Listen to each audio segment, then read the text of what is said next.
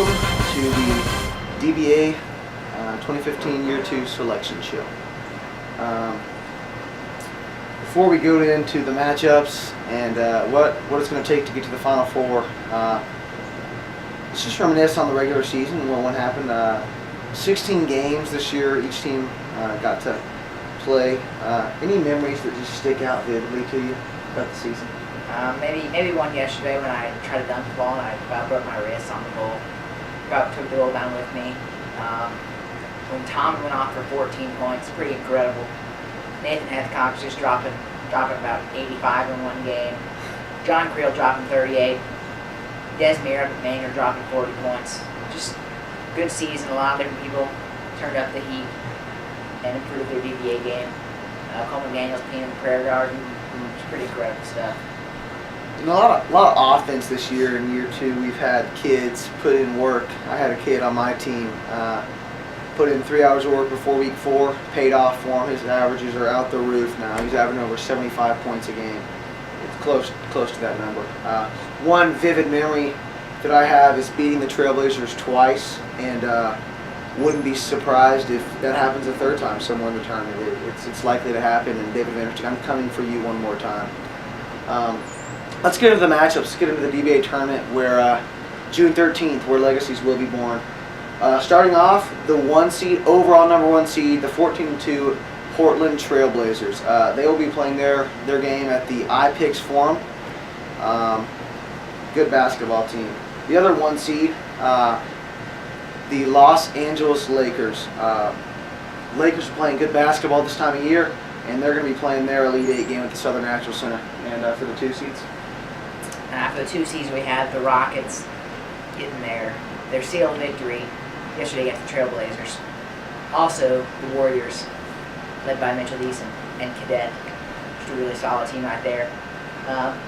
So those teams will also get home court advantage in this year's tournament. Now to the interesting stuff. Warriors are going to be playing at the Palace of Eastern Hills, and Rockets are going to be playing at Elster Arena. Now, for the 4-5 battle up top, the Pistons will be playing the Celtics at Elster Arena. They're going to be playing to get a battle with the Trailblazers. This is going to be an interesting matchup. Both teams have played once.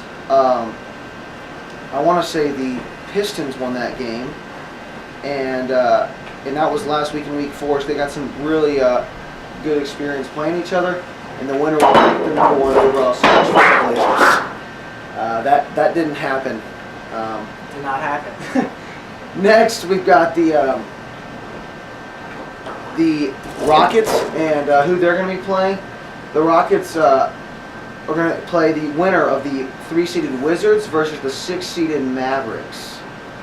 That game is going to go on at the Palace of Eastern Hills, and the winner will head to Elster Arena to play the Houston Rockets. Anything that interests you in the Wizards-Mavs game that you're playing in? I think the Mavericks are a pretty good team. They got their second win of the season yesterday against the Hawks once again. The only thing they've beaten in the entire association. But David High's a lovable man, but he will be targeted in this game. Amen. Let's go to the other side of the bracket. Lakers are playing Southern Natural Center, and they were going to play the winner of the 4-5 matchup, the Grizzlies and the Knicks. 4-seeded Grizzlies versus the 5-seeded Knicks.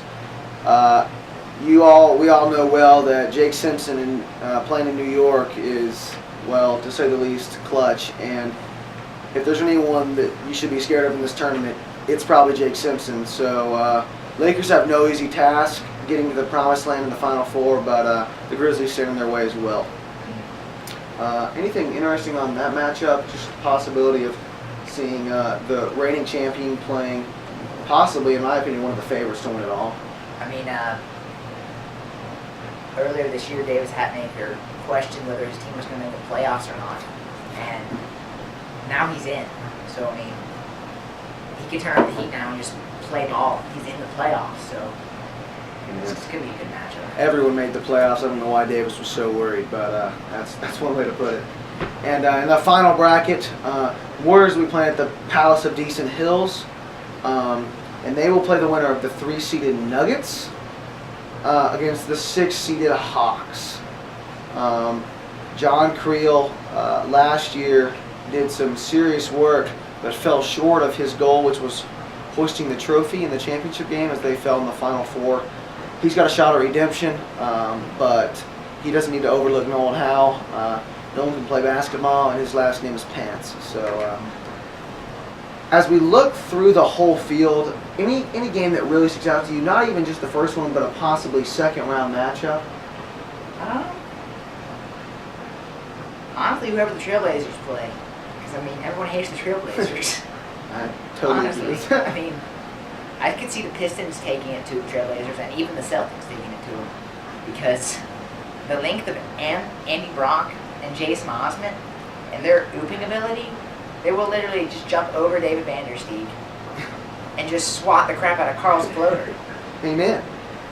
For me, I think it really is a possible Nuggets-Warriors matchup in the second round at the Palace of Easton Hills.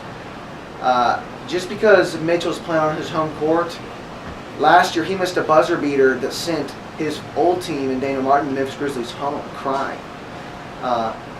John Creel wants it bad. That matchup could be one of the best games we'd see in the tournament.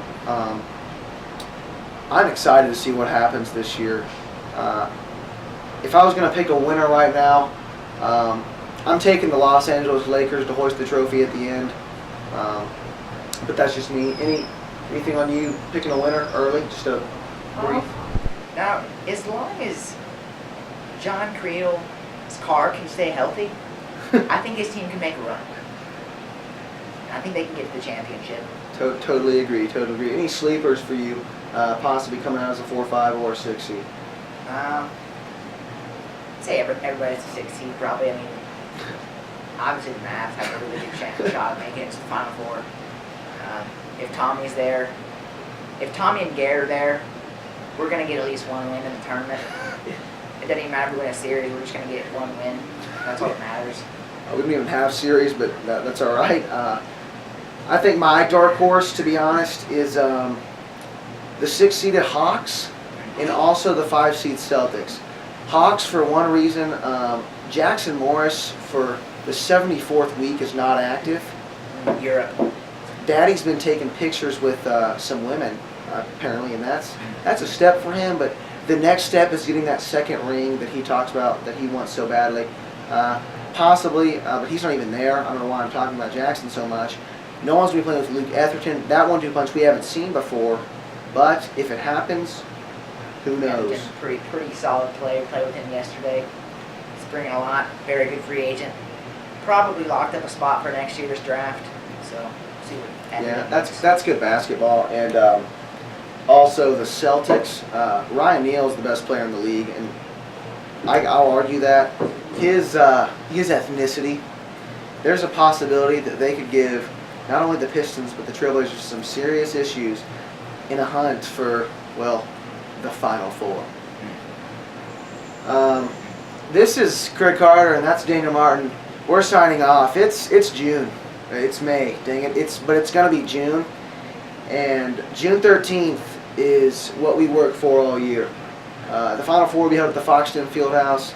When I tell you I want 150 people there, I'm not lying. I'm excited to see what happens. I don't even care who you bring to this thing. Like, it doesn't even matter. Get whoever you can get there. I had a dream last night that Obama was there. I mean, it could happen. Amen. Possibly Russell Biven and Channel 5 coming. This is going to be the most historic moment in the Enterprise history, and tension is running high. But this is why you play the game of basketball, and this is why you compete at the Enterprise. The question now becomes, on Farragut's biggest stage, who will rise?